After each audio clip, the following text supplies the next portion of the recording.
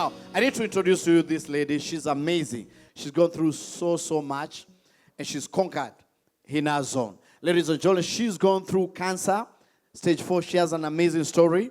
So I'd like us to rise up on your feet, if you don't mind, for a minute, as I welcome on stage a TV personality, a media personality. I know you love her. She has a story and a half, and these are the heroes we're celebrating today. Let's put our hands together for Janet Kanini. IKUA. Karibu sana, Janet. All right. How are you? Welcome, Janet. All right. Let's appreciate Janet Kanini. All right. How are you? Sit down, settle down. Thank you. Karibu, let's have a seat. Yes. Beautiful. All right. So, Janet, first of all, I don't know what to say. Congratulations. I just want to say I need to really appreciate you for coming forth. Namaze kuongea story. Just give us a short story about your journey with cancer. Okay, well, basically it started in April 2015, last year, when I was diagnosed with a venous thromboembolism, which basically means blood clots forming almost everywhere, especially in my heart and lungs.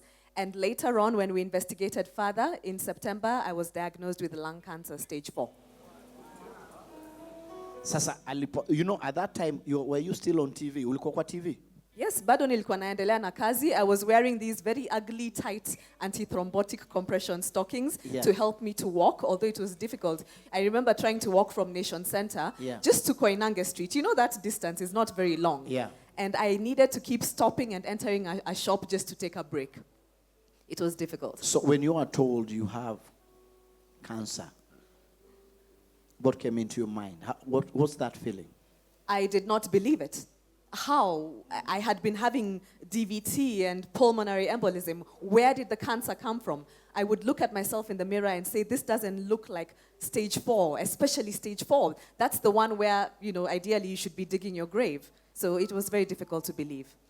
So how did you get to accept alafu cancer, your safari treatment? Honestly, I went silent for about a month. Before I went public, I had been in India for already a month. And I was like a zombie. My husband was there with me and later my mom.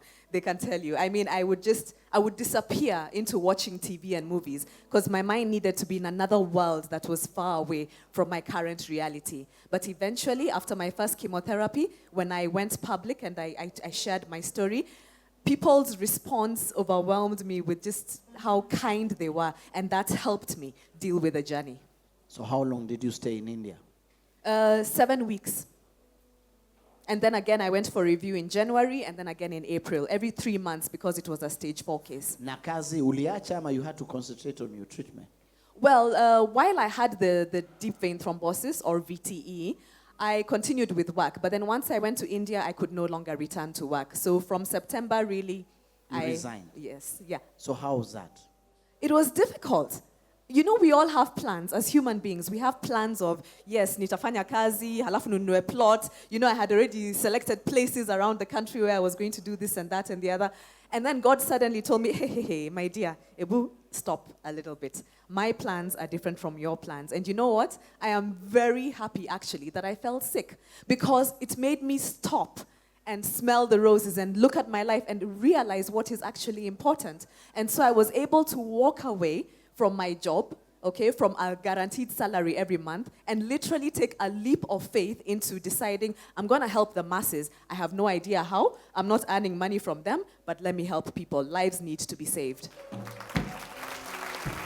You know, Janet, ukiongea hivi na kuna millions of viewers watching you, wengi sana wana ugonjwa wa saratani, cancer. They're watching us right now. Wasema, msichana anaongea ni kama ukweli alipona, hii kitu inaweza tibiwa. And yote inawezekana na Mungu. Let me tell you something. Keep your focus on God. Why? Because He is the one who is going to decide whether that chemotherapy or radiotherapy or even those fruits and bogas that you're eating every day, whether they will work. Okay? You can have all the money in the world and go for the best treatments wherever. He will decide. Make your plans. Tell Him your plans. Tell Him your heart's desires. There's no problem with that. We're His babies. We're His children. He's our daddy. Go and tell him what it is that you want. But let me tell you something. Ultimately, his plan is the best for you, and he will do what he feels is best for you. It's difficult to accept that initially, especially when you lose a loved one, and I grieve with those who have lost loved ones, because I lost my father as well 8.5 years ago to lung cancer stage 4, so I know how painful it is. But you know what? Finally, years later, I understand why I had to go through that, because now I'm able to talk to people as both a patient and a person who lost a loved one to cancer.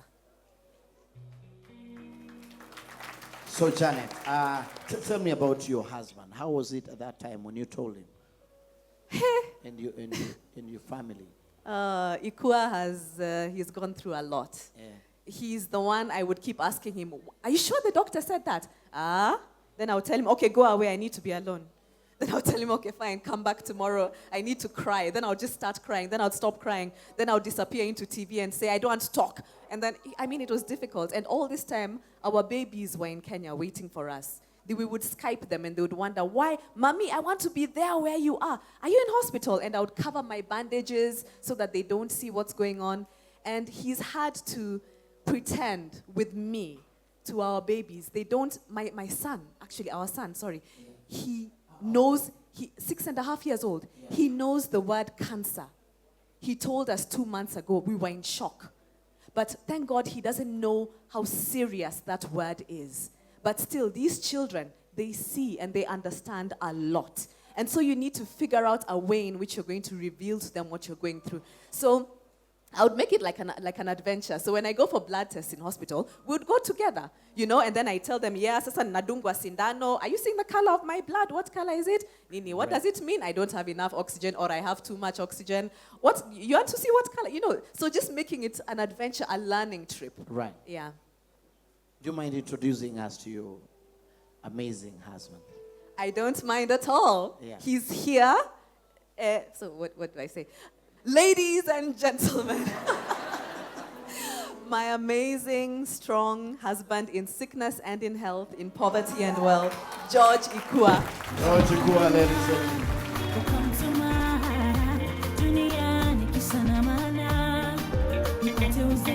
Let's appreciate Mr. George IKUA. All right, Georgie, karibu sana. Welcome, bro. Have a seat, yeah? Hey, how was it, Bana? It's been a journey, right? Yeah, it's all right. It's all right. How do you feel now? I don't know. I think you just get so used to running. Yeah. You just get used to running. I don't know how better to say it. You're always running. The life of a caregiver is one very interesting journey, and I celebrate all other caregivers out there. Just once you pick the path, because the whole thing is, if you crack, this whole thing collapses. So when she's going through it, when you have that auntie who calls to say, oh yeah, I've lost 5 people to this, you're wondering, why are you telling me? You have to block up society, you have to block off relatives, you have to block off friends, you have to block off everything, then you have to pretend to be a hero. So it's an interesting ride. Yeah. Just say something. All the caregivers, the doctors, the nurses, it's amazing people working with all the patients. Yes. Let's appreciate, man. They're doing a great job. You may not fit here, but in our house, we really appreciate the great job you're doing. All right. Was he your number one caretaker? Absolutely. He saw me. Let me tell you, there are things he saw and mood swings. Watch a mood swing once a month. And now when you're a cancer patient going through hormonal changes because of chemotherapy and all that, it's a rough ride for a caregiver. So definitely one of the things we're trying to do now is help not only other patients, but also other caregivers, just to encourage them. It's possible to go through it and emerge a winner. So when the hair started falling, did it fall? Yes, it did. How was it? How was that? Because for ladies I know, Yeah.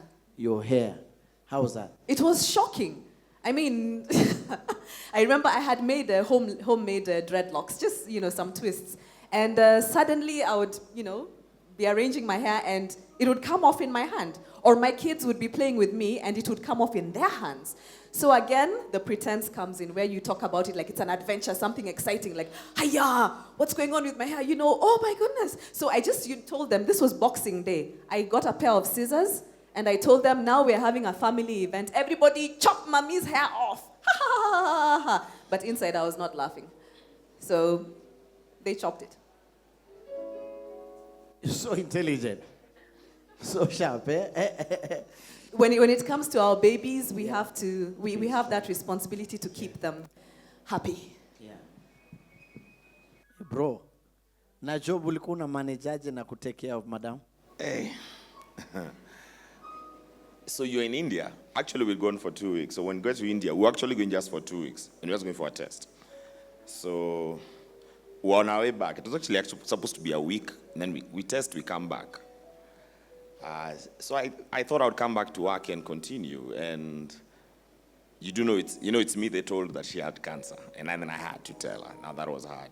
But then so suddenly we had to stay in a place when we had no money. And work stopped. I mean, I'm a consultant.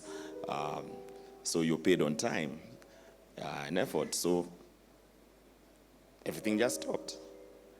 So when I came back after that, I think about 4 or 5 weeks, one lady I need to celebrate called Carol Radu just said, what are these rumors I'm hearing? And I told her it is. And then she says, so what are you going to do? I said, I don't know. Then she said, do you mind if I talk about it? And when she started talking about it, she got a call from Ses Mutungi, and the whole thing took a life of its own. I can tell you. So I was not working. Janet was in India. She's not working. She's not working. They are running a bill.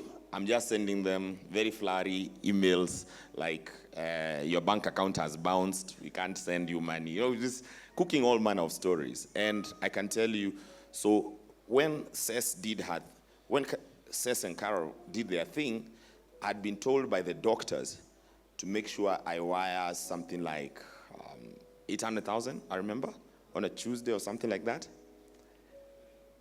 On Monday evening, Ses raised that money. On Tuesday morning, we sent it. Yes, we celebrate you, madam. Yeah, so then, and it started like that. And the whole treatment regime came to something like 5 million, and Kenyans raised for us 5.1 million. It's like God just gave us just what was needed. And then, and I'll tell you, like in the house, because I was not working, we had no food.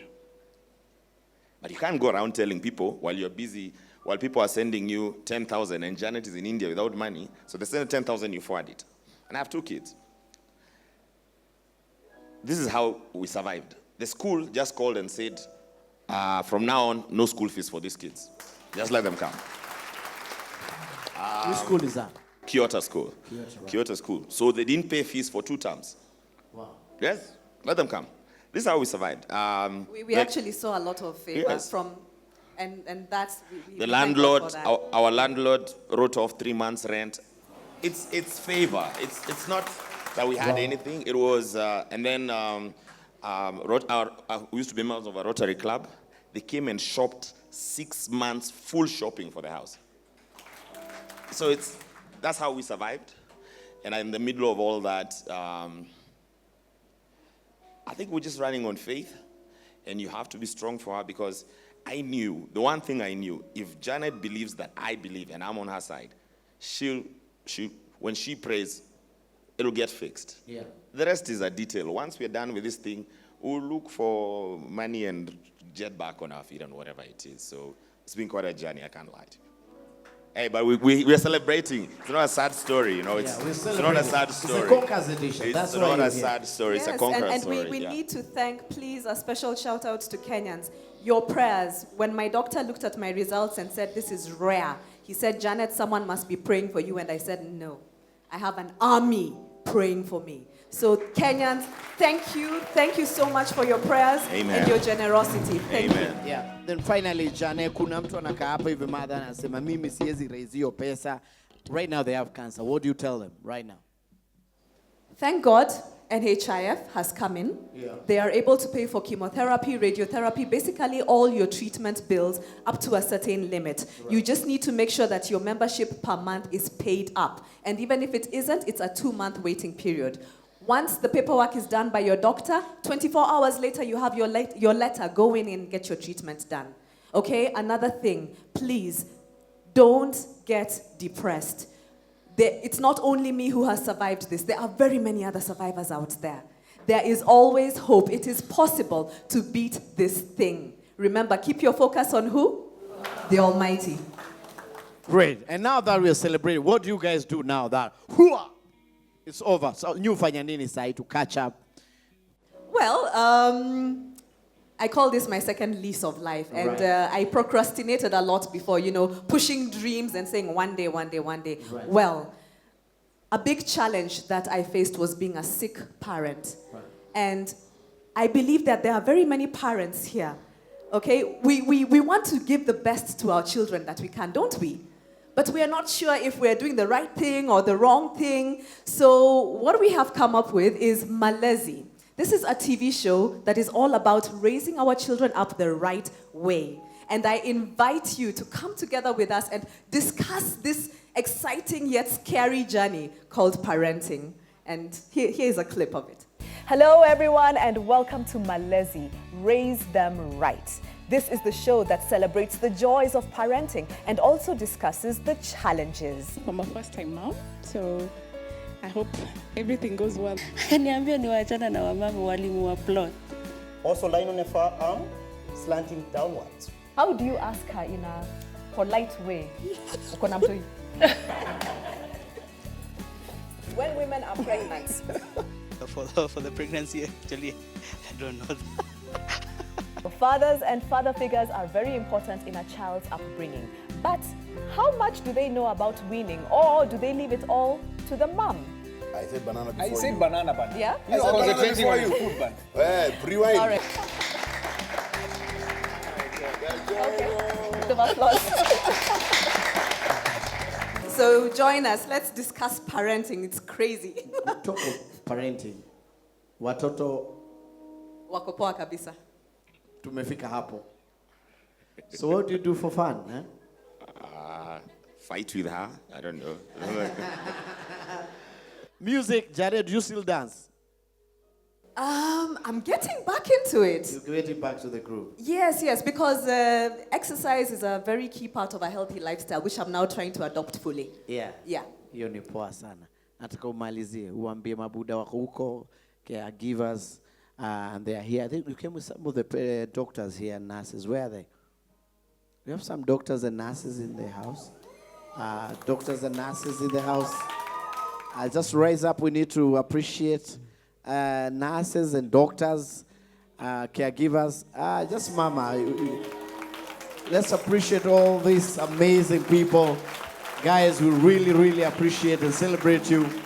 I know we're going to have a special episode for you guys.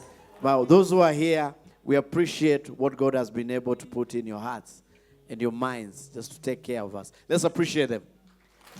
Great. So unaambia aje mabuda na ambao watu ambao caregivers. I think when somebody in your family gets sick, they say God does not give you challenges you can't handle. You, as maybe a son is sick, a child is sick, a spouse is sick, a parent is sick. I know everyone has gone through something like that. But if you want to understand what the true purpose of humanity is, in my opinion, my opinion, is when you stand for someone. And in your family, not everyone will stand. But there's somebody who will take the effort and the responsibility and do that. And you don't have to be that person. You support that person. And this thing is not about money. I can tell you, most of the times, it's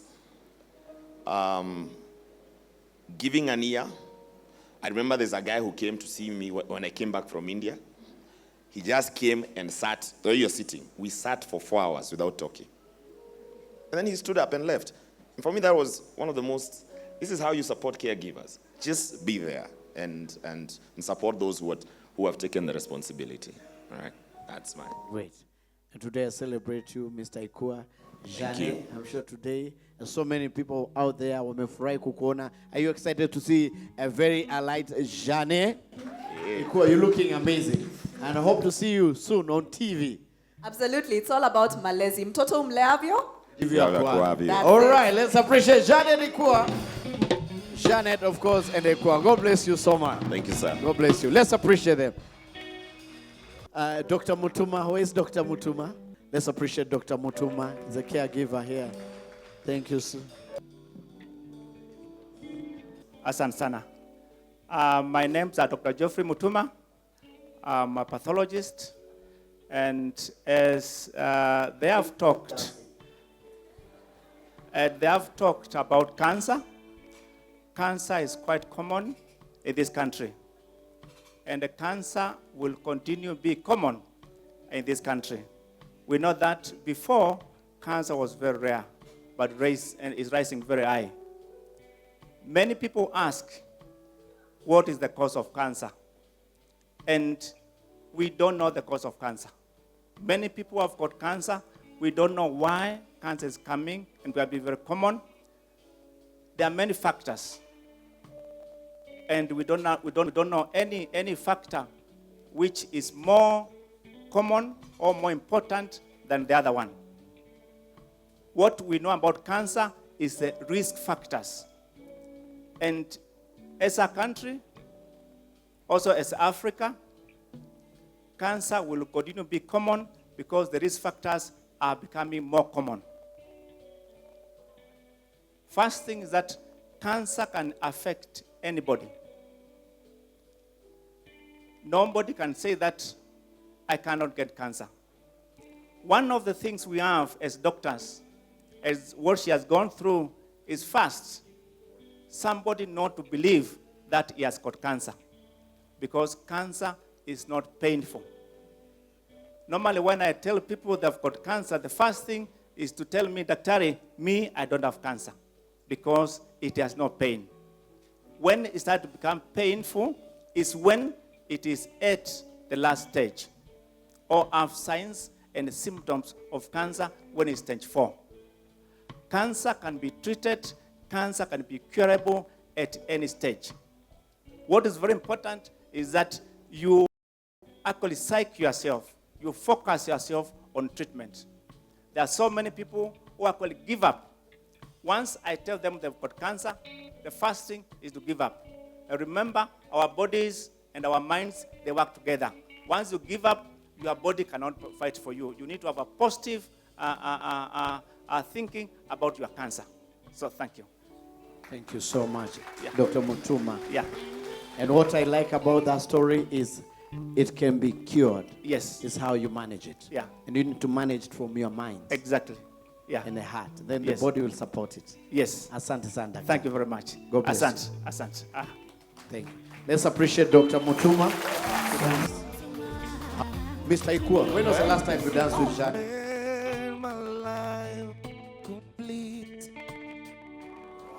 This forever beautiful show I swear we all and tonight when we kiss still talk my breath away it goes without saying but it's steady,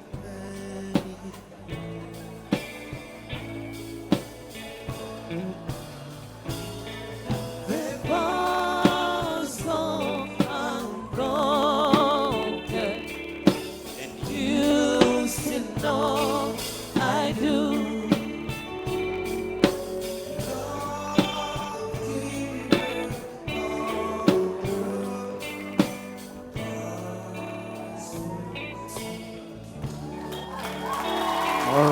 Thank you so much. Thank you so much. Let's appreciate Janet and Mr. IKUA. Thank you.